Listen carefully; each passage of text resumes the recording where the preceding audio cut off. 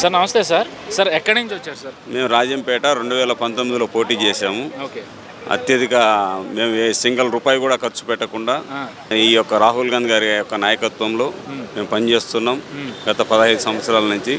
ఈ దినం రాష్ట్ర ప్రభుత్వంపై, గతంలో ఉన్నటువంటి ప్రభుత్వంపై అయితేనే, ప్రధాన ప్రతిపక్షం పైన, పాలకపక్షం పైన ప్రజలు పూర్తిగా విరక్తి చెంది ఉన్నారు.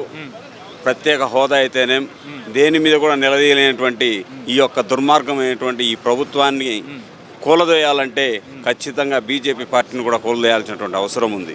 బీజేపీ పార్టీకి ఈ 3 పార్టీలు కూడా, జనసేన కానీ, అదేవిధంగా ప్రధానంగా ఉన్నటువంటి వైఎస్ఆర్సీపీ అయితేనేం, తెలుగుదేశం పార్టీలు కూడా మద్దతు ఇవ్వడం అనేది ఒక దుర్మార్గమైనటువంటి ఆలోచన. ఒక రాష్ట్రం ఎత్తుకుంటే రాజధాని లేనటువంటి దుర్మార్గమైనటువంటి ప్రభుత్వం ఏదంటే వైఎస్ఆర్సీపీ. రాజధాని మన బిడ్డలు అడిగితే ఎక్కడుందంటే కూడా చెప్పలేనటువంటి పరిస్థితిలో మనం ఈ దినం ఉన్నాం ఈ రాష్ట్రంలో, ఆంధ్రప్రదేశ్లో.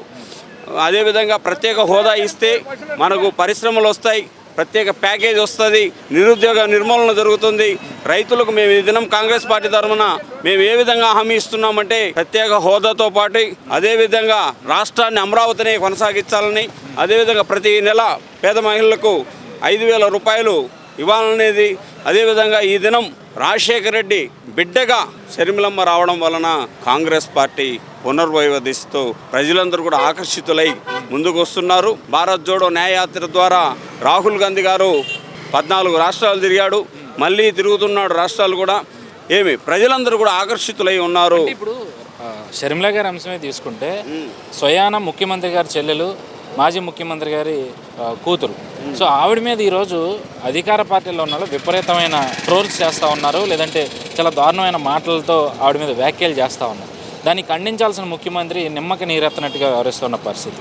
సో కాంగ్రెస్ పార్టీ దాని మీద పోరాటం చేస్తున్నప్పటికీ కూడా అది ఇప్పటికీ ఆగని పరిస్థితి కనిపిస్తుంది. ఈరోజు కూడా వైసీపీ నాయకులు షర్మిలమ్మ గారి మీద విపరీతమైన వ్యాఖ్యలు చేపిస్తూ ఉన్నారు. దీన్ని మీరు కాంగ్రెస్ నాయకులకు ఎట్లా చూస్తారు? మేము కాంగ్రెస్ పార్టీ రాష్ట్ర అధికార ప్రతినిధిగా ఈ యొక్క వైఎస్ఆర్సీపీ నాయకులకు, ఈ రాష్ట్ర ముఖ్యమంత్రికి చెబుతున్న, సొంత చెల్లినే నీచంగా నీ యొక్క ఎమ్మెల్యేలు మాట్లాడుతుంటే, నీ కన్న తల్లికి పుట్టినటువంటి చెల్లెలను ఇంత దిగజారి నువ్వు గమ్ముగా నోరెత్తి మాట్లాడకుండా ఉన్నావంటే ఇంతకంటే నీచమైనటువంటి సంస్కృతి ఉందా అని చెప్పి నేను నిలదీస్తున్నా. ఈ రాష్ట్ర ముఖ్యమంత్రిని నిలదీస్తున్నా.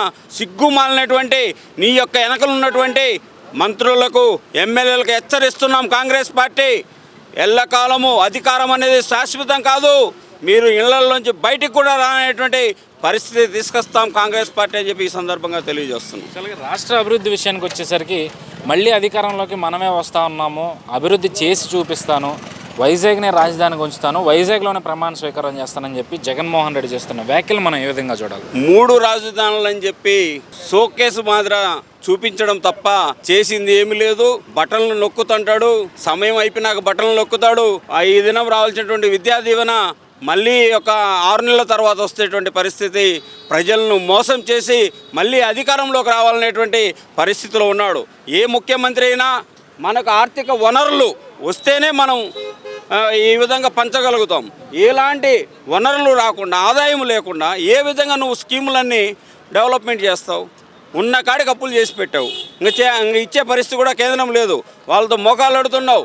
నీకు అవసరమైనటువంటి కేసుల కోసం ఈ దినం రాష్ట్రాన్నే తాకట్టు పెట్టినటువంటి ముఖ్యమంత్రిగా నిలిచిపోతావు చరిత్రలో అని చెప్పి ఈ సందర్భంగా కాంగ్రెస్ పార్టీ నుంచి తెలియజేస్తున్నాం.